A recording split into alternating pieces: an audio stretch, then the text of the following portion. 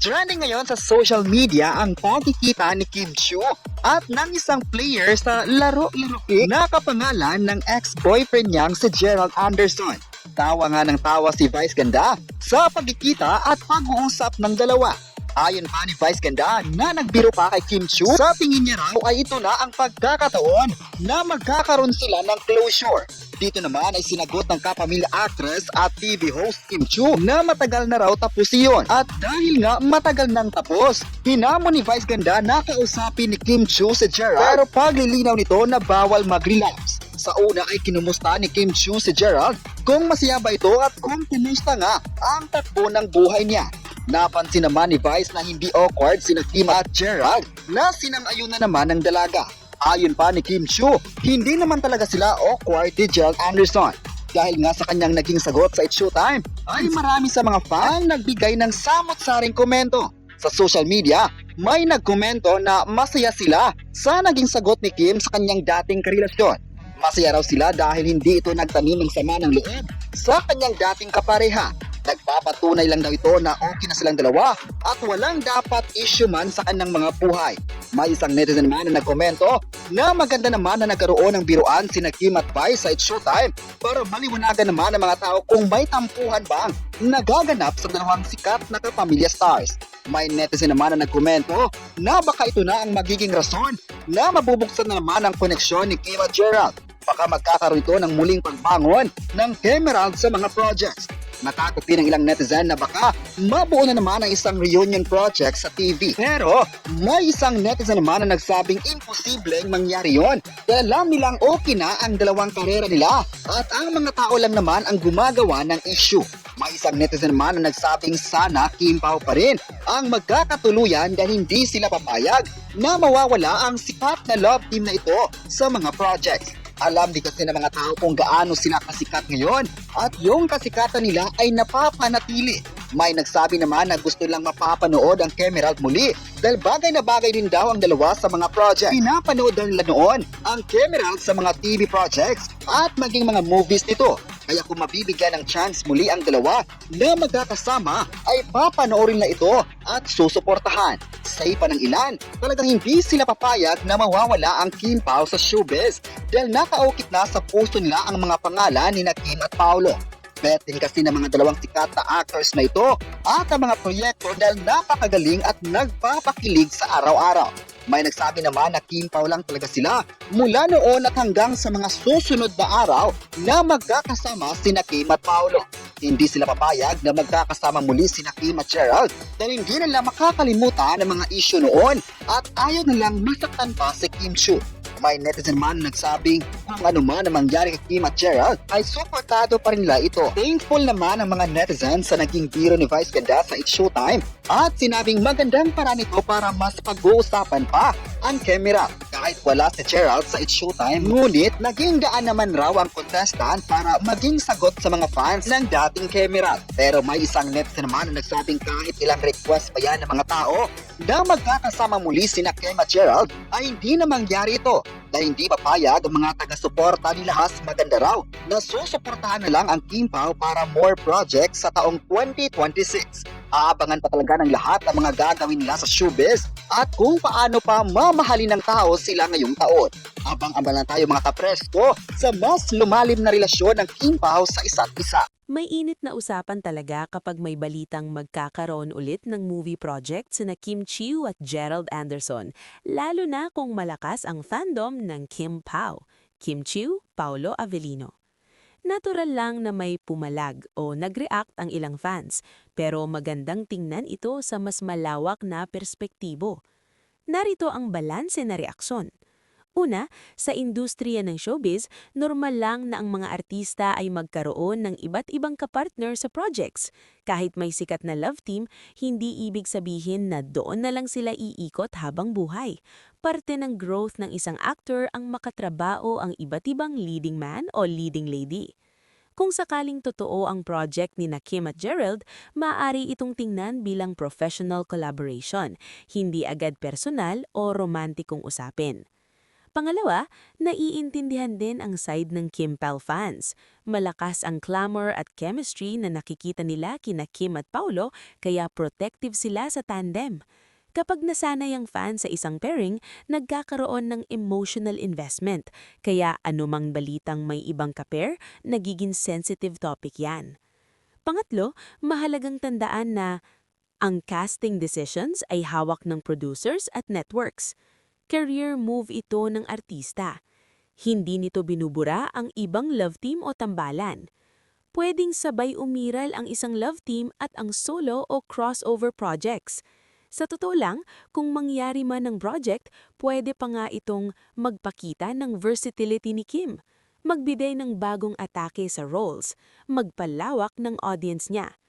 Para sa fans, mas makakatulong kung support pa rin ang ibibigay kahit saang proyekto mapunta ang iniidolo, dahil sa dulo, career at craft pa rin ng artista ang pinakaimportante.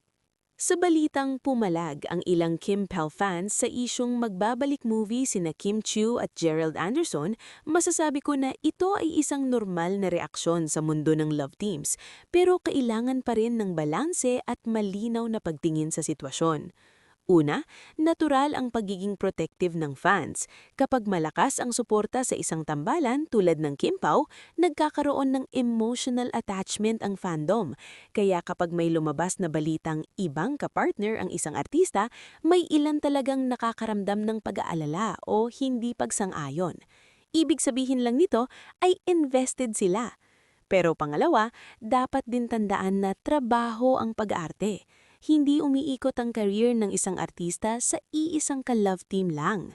Kung magkakaroon man ng project sina Kim at Gerald, ito ay professional move, hindi otomatikong may kinalaman sa personal na buhay o sa kasalukuyang tambalan na gusto ng fans.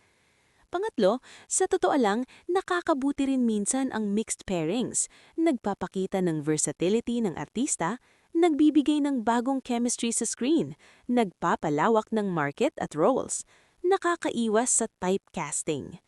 At panghuli, mas makakatulong sa iniidolo kung ang suporta ng fans ay hindi lang nakabase sa love team, kundi sa kabuuang career at growth ng artista. Pwedeng suportahan ng Kim Pao at sabay tanggapin na may iba pang proyekto si Kim kasama ng ibang leading man.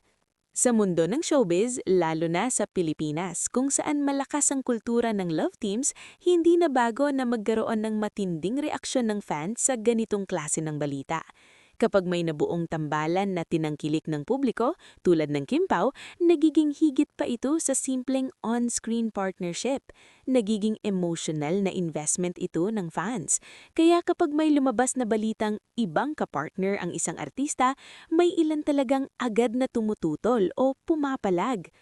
Pero kung titingnan sa mas malalim na perspektibo, mahalagang ihiwalay ang trabaho ng artista sa gusto ng fandom.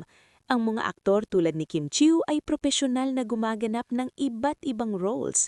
Bahagi ng paglago ng isang artista ang makatrabaho ang iba't ibang leading men. Hindi ito pagtataksil sa isang love team, kundi pagpalawak ng kakayahan at market value nila. Sa katotohanan, maraming veteranong artista ang mas tumibay ang karera dahil hindi sila nakulong sa iisang kapartner lang. Kung sakaling matuloy man ang project ni Kim at Gerald, maaari itong tingnan bilang creative decision ng producers at directors. Posibleng may istoryang bagay sa kanilang pairing o may konseptong gusto nilang subukan na iba sa nakasanayan ng audience. At kung tutusin, pareho na silang mas matured ngayon bilang performers kumpara noon, kaya posible ring iba na ang atake, lalim at dynamics ng kanilang pag-aarte kung magsasama silang muli sa isang pelikula. Sa side naman ng Kim Pao fans, valid din naman ang kanilang damdamin.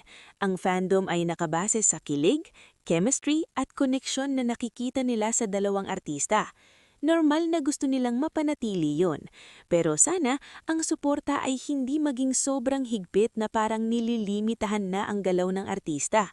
Dahil sa dulo, ang tunay na suporta ay yung nagbibigay ng kalayaan sa iniidolo na pumili ng proyektong makakatulong sa kanyang career growth.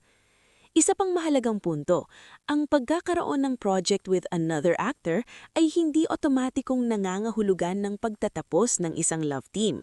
Maraming love teams ang nagiging mas matatag pa nga pagkatapos gumawa ng hiwalay o mixed projects dahil mas nagiging excited ang audience kapag nagbabalik sila sa tambalan na mas may bagong baon na karanasan. Makakatulong din kung ang fans ay maging mapanuri sa balita kung ito ba ay opisyal na kumpirmado o usap-usapan pa lang. Sa panahon ngayon, mabilis kumalat ang chismis at spekulasyon sa online. Hindi lahat ng lumalabas na balita ay final na. Mas mabuting hintayin ang opisyal na anunsyo bago maglabas ng matinding reaksyon.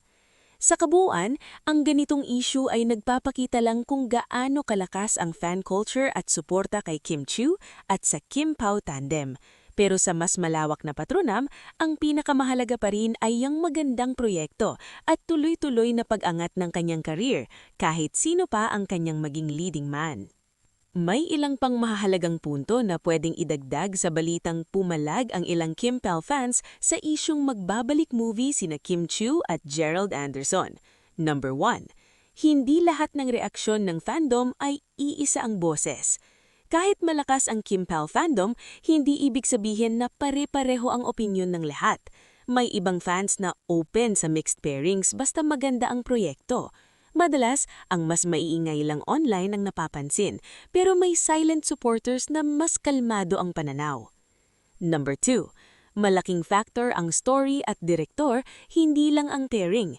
Sa pelikula, hindi lang chemistry ng love team ang puhunan. Mahalaga rin ang kalidad ng script, direktor, genre, production value.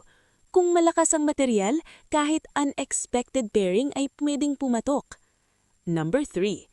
Nakakatulong sa longevity ng career ang flexibility. Ang mga artista na tumatagal sa industriya ay yung hindi natatakot sumubok ng iba't ibang kapartner at roles. Nakakaiwas ito sa typecasting at burnout. Para kay Kim, pwede itong maging paraan para mas ipakita pa ang mas malawak niyang range bilang actress. Number 4. Pwedeng strategy din ito ng producers.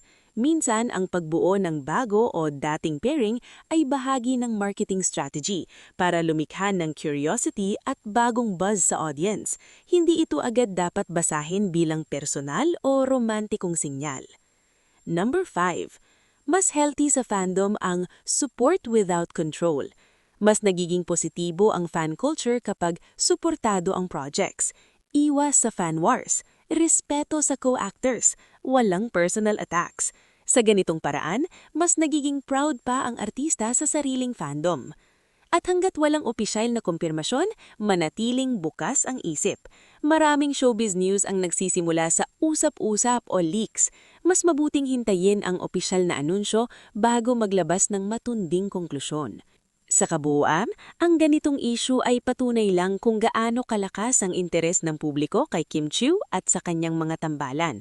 Pero sa mas malawak na patronam, ang pinakamahalaga pa rin ay yung magandang proyekto at tuloy-tuloy na pag-angat ng kanyang career kahit sino pa ang kanyang maging leading man.